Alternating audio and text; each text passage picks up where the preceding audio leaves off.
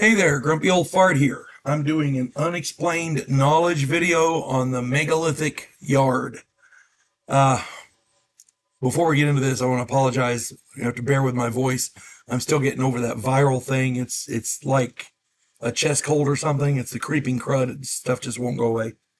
Anyway, if you enjoy my content, it would really help me out if you could hit the like button, subscribe to my channel, share my content on all of your social media platforms, and post a comment or two.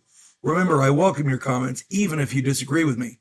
And check me out over on Rumble for my political commentary and weekly current events.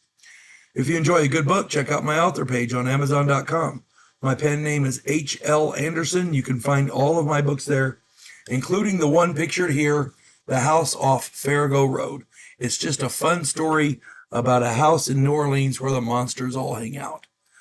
I had a lot of fun writing it. I hope you have a lot of fun reading it. So if that's not your cup of tea, that's fine. I got a lot of different books here. I've written 9 of them, so I hope you find something you like. I hope you enjoy it. All right. The megalithic yard. I've done tons of videos on megalithic sites all over the world, some from thousands of years before Christ. Excuse me. The fact that these ancient peoples all were obsessed with using slabs of stone to create these sites is interesting. The fact that these slabs of stone are huge, some weighing in excess of 1,000 tons, defies explanation. How were they able to cut and fashion these stones without modern tools? How were they able to move them and place them with precision without modern equipment? Those questions, in and of themselves, are mystifying. Modern work crews with modern construction equipment would be hard-pressed to duplicate these efforts. In some cases, modern engineers cannot explain how it was done.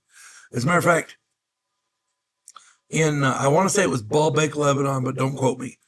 They contacted a construction crew and asked if they could duplicate the raising of the 1,000+ ton stone and put it with precision on a foundation, and the construction crew laughed at them. Yeah, so all that stuff is hard to explain. Then we have the science of the ancients.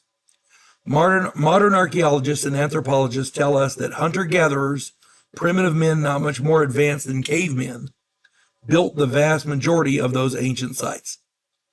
But that simply does not explain the design of these structures. Any idiot can stack rocks, even big ones. You get enough manpower, you can move a rock, right? But these ancient sites were constructed. There is intelligent design here. Enter retired engineering professor Alexander Thom, Thom. Professor Thom traveled the world taking precise measurements from ancient megalithic sites. He measured these sites on every continent, from Asia to Europe to Africa to North and South America. He found that the people who built these sites all used the same basic measurement system. He dubbed it the megalithic yard. Now keep in mind, he didn't travel to all these sites, but his detractors did. There were people who thought he was crazy, so they went around to these sites around the world and they were trying to debunk him. They found evidence to support him. Yeah, when the people who don't like what you're saying help to prove you right, that tells you something. Excuse me. The megalithic yard is 0.829 meters, or 2.72 feet. The same length appears all over the world and across spans of thousands of years. In ancient Egypt, the remen, R-E-M-E-N, the remen, equals 14.6 inches. One triangle, 1 remen long and 2 remen tall. If you have a triangle that's 1 remen long and 2 remen tall, the hypotenuse is equal to 1 megalithic yard. In ancient Sumer, a triangle 1 cubit wide and half a cubit tall equals 1 megalithic yard. And this is all over the world. Ancient builders were using the Pythagorean theorem long before Pythagorean was born. Excuse me. This is evidence of a shared older culture. That culture gave the world a shared mathematics. The different cultures of the world all learn this mathematics from that ancient culture, possibly a shared ancient ancestral culture. It didn't have to be related to them, it just had to be there. And many believe that this ancient culture was Atlantis. And maybe, I mean, who might argue, right? It is possible. Excuse me. Sorry. I wish this stuff would go away. Graham Hancock, among others, talks about an ancient people who traveled the world dispensing knowledge to the primitives. This ancient math system would certainly point toward that. But there's more. This ancient mathematics system is based on geometric relationships, which describe the size of the planet Earth and the exact angles of lunar alignments. These people didn't have telescopes. Half of these people didn't know I mean, it's ridiculous. Excuse me. Many of these megalithic sites are aligned as well as any modern laser surveyor could. The stones of the Ring of Brodgar, for example, are placed perfectly. There's 27 stones placed in a perfect circle. There were originally 60 stones across a 340-foot diameter, and these stones were placed accurately to within a half an inch. This is a precision no primitive caveman could accomplish. This is advanced geometric mathematics, and it's all across the world. Almost every ancient builder used this mathematical process. It's based on a 366-degree circle, a sexagesimal system. Each degree had 60 arc minutes, and each minute had 6 arc seconds. Each second was equal to 366 megalithic yards. Multiplied together, all of these numbers equal the circumference of the Earth. This is pretty damn advanced for Stone Age hunter-gatherers, don't you think? These people didn't have written language or agriculture. This is ridiculous. And they all use the same mathematics. Someone taught this to the primitive megalithic builders. They didn't all guess and get lucky. This was taught. They planned this. And modern archaeologists are stumped. This is... I had an argument the other day with some people. It's an ongoing debate, actually. This lady is saying that Megalodon cannot possibly exist because science says it doesn't exist. My contention is there's a lot science doesn't know, and she can't possibly know everything that's swimming around in the ocean. Now, is it possible Megalodon exists? Yes.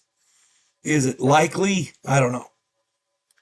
There's a lot of people that see big sharks. There's a lot of people that see all kinds of underwater things. I've done tons of videos on it. Go check those out. My contention is when science says they know something, you better take a step back, because science books keep changing because science keeps updating. There's a fish called the coelacanth, and I use this example a lot. They said it was extinct for 65 million years. Now, and then one back in the, I want to say it was it was earlier than that. It was earlier than the 70s. Early 1900s, I think it was. They caught one off the coast of Africa. Ugliest fish you ever saw. But there it is. They're not extinct. And now scientists have proven that there's at least 2 places in the world where they're thriving. This fish was supposedly extinct. Science said it was extinct. And there it is. Everybody says, well, people would have seen them. People would have seen Megalodon if it was still swimming around. Well, they do. And whenever we bring it up, everybody laughs at them. They treat them like they're crazy. Well, here's the thing. In the 70s, in the mid-70s, 1975, they found a new species of antelope. And this antelope hides in rivers and breathes through the top of its head. Through the top of its head. And it's an antelope, right? They found this in Vietnam, where we had just fought a war. You would think with all the people running around shooting at each other, somebody would have noticed an antelope hiding in the water, breathing through the top of its head. You know what I'm saying? If something wants to hide, it can hide. Sharks are underwater. You can only see down so far. If a shark wants to avoid people, it will. My contention is there is no way to say for sure that Megalodon is extinct. Okay? Chances are it is. I'm not saying it's not, but the chances of it being extinct are pretty high. Yet people keep seeing big fucking sharks. That's all I'm saying. This megalithic yard is another example of what science knows it can't be right, but yet there's evidence of it all over the world. Okay? These primitives built these sites using mathematics, advanced mathematics that we don't even use today. There it is, a 366 degree circle as opposed to a 360 degree circle. And when you do the math, it's exactly based on the circumference of the planet. That's not accidental. That is not accidental in the least. There are other measurements, the size of the pyramids of Giza, dealing with astronomical measurements that cannot be accidental. And the list goes on and on. The megalithic yard, in my opinion, is one of the biggest indicators that there was a shared ancestral culture that has long since gone from this planet, or at least it's hiding one or the other, and science simply won't acknowledge it. And that's bullshit. Science is there to learn. You follow the facts. You don't make a story and then try to support the story. You follow the facts wherever they go. The megalithic yard is a fact that most scientists simply don't want to follow. If anybody else has any more examples or any other information, stick it in the comments. I'm sure we'd all love to read them. Hope this finds everybody well. You folks have a good one. God bless one and all.